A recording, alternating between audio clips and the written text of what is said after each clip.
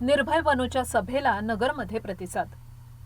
नगर शहरात काल आयोजित करण्यात आलेल्या निर्भय बनो आंदोलनाच्या सभेला उत्स्फूर्त प्रतिसाद मिळाला।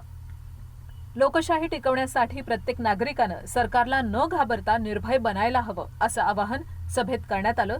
माऊली सभागृहात मंगळवारी संध्याकाळी लोकशाही विचार मंचाच्या वतीनं ही सभा घेण्यात आली।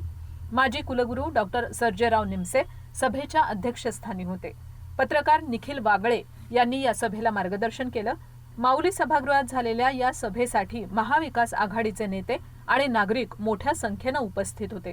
सभेत बोलताना वागळे यांनी देशात हुकुमशाही असल्यासारखं वातावरण असून नागरिकांनी याचा मुकाबला करणं आवश्यक आहे असं सांगितलं।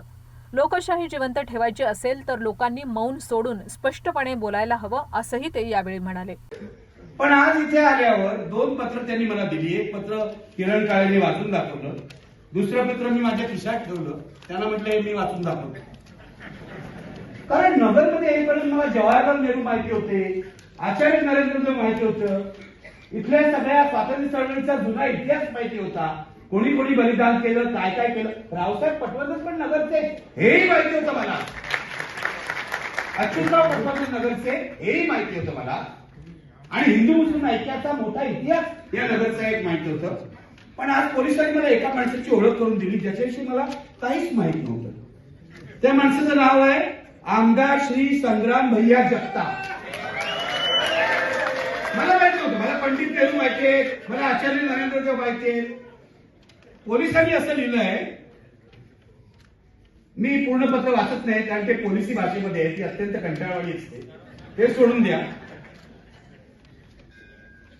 काहीतरी हे आमदार संग्राम भैया जगताप, बघा पोलिसांची काय भाषा आहे बघा, आमदाराला पोलिसांनी संग्राम जगताप म्हणायला पाहिजे अधिकृत याच्यामध्ये, ते त्यांना संग्राम भैया म्हणतायत, हे पोलिसांचे भैया याचे लक्षात ठेवा। ते असं म्हणतात की या सभेमध्ये आपण तक्रारदार माननीय आमदार, माननीय पण म्हणतायत, श्री संग्राम भैया जगताप यांच्याविषयी खोटी बदनामीकारक माहिती प्रसारित करू नये।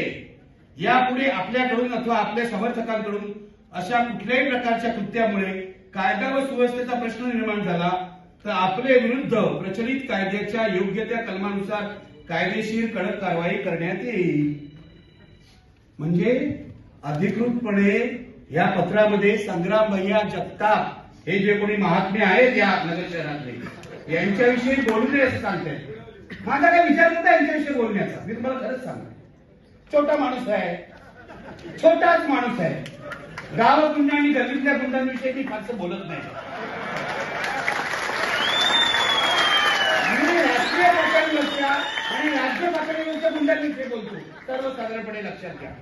पण आता पोलीस एवढं सांगतायत तर मला बोलायलाच पाहिजे, बरोबर आहे ना? यांच्याविषयी बोलू नका, बदनामी करत, अरे ज्या माणसाची बदनामी करायची त्याला काहीतरी चारित्र्य असायला पाहिजे ना। मी तुम्हाला सांगतो, या नगर शहराचा सगळा इतिहास हा स्वातंत्र्य चळवळीचा आहे। आज सकाळपासून मी कहाण्या ज्या ऐकतोय या नगर शहरातल्या माफियाच्या ऐकतोय। किती खून झाले, कोण वकील दाम्पत्याला पळवलं, अपहरण केलं, त्यांचा खून केला, त्यांच्यासाठी आंदोलन करणाऱ्या वकिलांवर लाठीमार केला पोलिसांनी। म्हणजे खुनी पकडायचं राहिलं बाजूला, लाठीमार पोलीस करतायत वकिलांवर आंदोलन करणारे, आणि मी याविरुद्ध बोलू नये? पोलीस सांगतायत मला हे तोफखाना पोलीस स्टेशनला सांगायचंय, तोफखाना त्यांचं नाव आहे। तुमचा तोफखाना असेल तर माझा सुद्धा तोफखाना आहे, लक्षात घ्या। आणि हा तोफखाना मला कुणी दिलाय म्हणजे डॉक्टर बाबासाहेब आंबेडकरांच्या संविधानाने। तुम्ही मला थांबवू शकत नाही, किती नोटिसा द्या त्या कचऱ्यात जातील। उलट या नोटिसीमुळे मी तुमच्या उलटा गुन्हा दाखल करू शकतो आणि उलटा खटला दाखल करू शकतो। दर ठिकाणी अशी नोटीस देतात पोलीस। मला तुम्हाला विचारायचं का, तुमचे गृहमंत्री आहेत देवेंद्र फडणवीस, यांना दिली का तुम्ही कधी नोटीस की आक्षेपार्ह बोलू नका?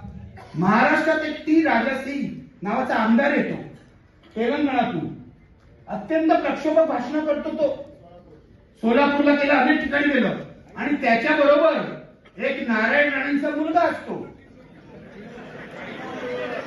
मी शारीरिक रंगावरून कोणाच्या काही बोलत नाही. तुम्ही बोलू नका, हे असभ्यपणाचे लक्षण आहे. ते आपण संजय राऊतांकडे सोपून देऊया. मी नाही बोलत, मी माणसाच्या बुद्धीतली जी कमतरता आहे त्यावर बोलेन. तर सर्जेराव निमसे यावेळी म्हणाले, विरोधी पक्ष आज निर्भय राहिलेले नाहीत. निवडणूक आयोगासारख्या स्वायत्त संस्था सक्षमपणे काम करताना दिसत नाहीत. अनेक संस्था दबावाखाली आहेत. शेतकऱ्यांच्या आंदोलनाला जनतेनं पाठिंबा द्यायला हवा. शेतकऱ्यांना किमान आधारभूत किमतीसाठी एवढा लढा द्यावा लागतो याबाबत विचार करण्याची गरज आहे. प्रारंभी सभेचे आयोजक काँग्रेसचे शहर जिल्हाध्यक्ष किरण काळे यांनी प्रास्ताविक केलं. ब्युरो रिपोर्ट, न्यूज डेस्क, महानगरची लाईफलाईन, मेट्रो न्यूज.